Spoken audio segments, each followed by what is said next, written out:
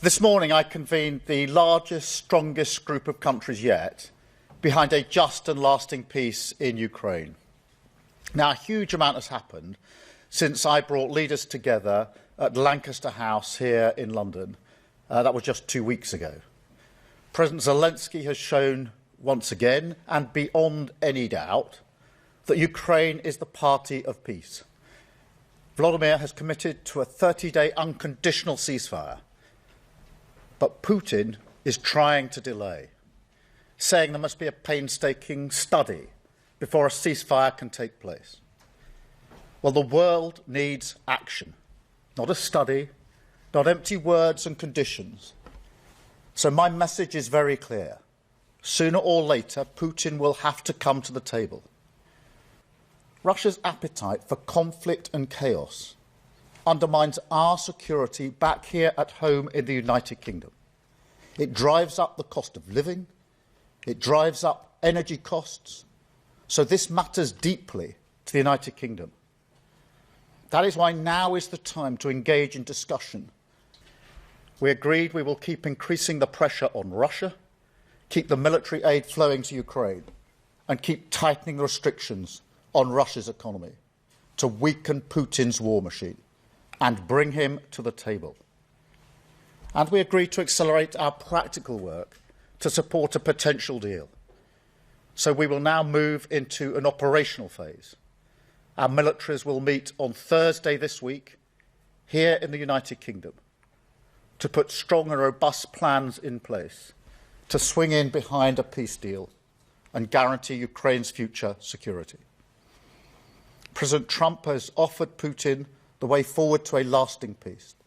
Now we must make this a reality. So this is the moment to keep driving towards the outcome that we want to see, to end the killing, a just and lasting peace in Ukraine, and lasting security for all of us. There is a stronger collective resolve, and new commitments were put on the table this morning, both in relation to the coalition of the willing in terms of defending the deal, also in relation to the wider point, which is the collective defence and security of Europe. So more commitments on the table this morning, and an agreement that we now move to the operational phase, which is why the talks on Thursday, the military talks, will become the next focal point.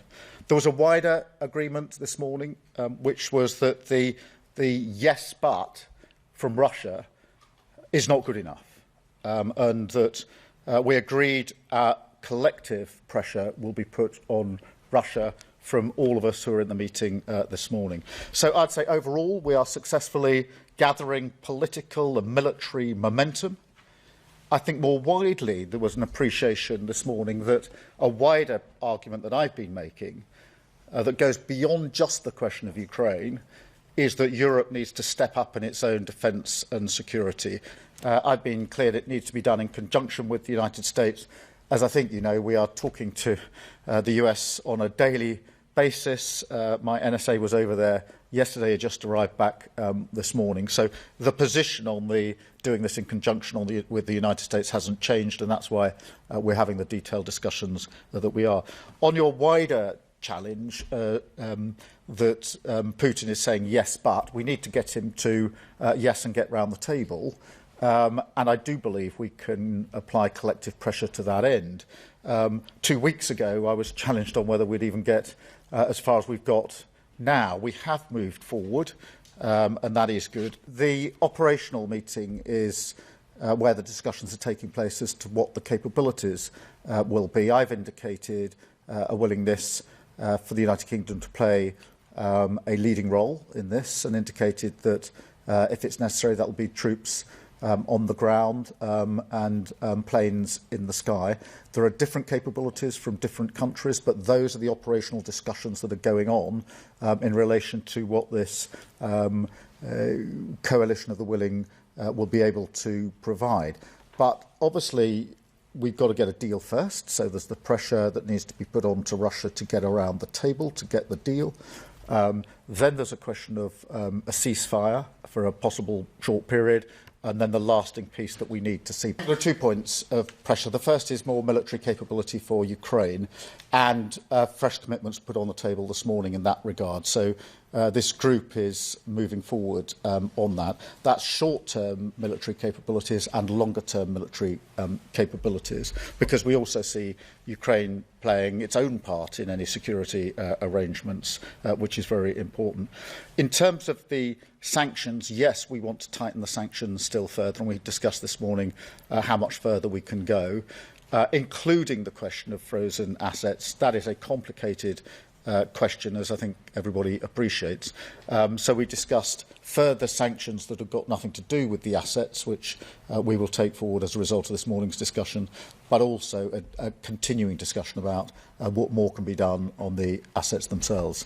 I am clear in my own mind that President Trump is absolutely committed to the lasting peace that is needed in Ukraine, and everything he's doing is geared towards that end. I'm also absolutely clear that the relationship between the UK and the US is the closest of relationships between allied countries, has been for decades and will continue to be for many years ahead. So that's the base on which we're planning.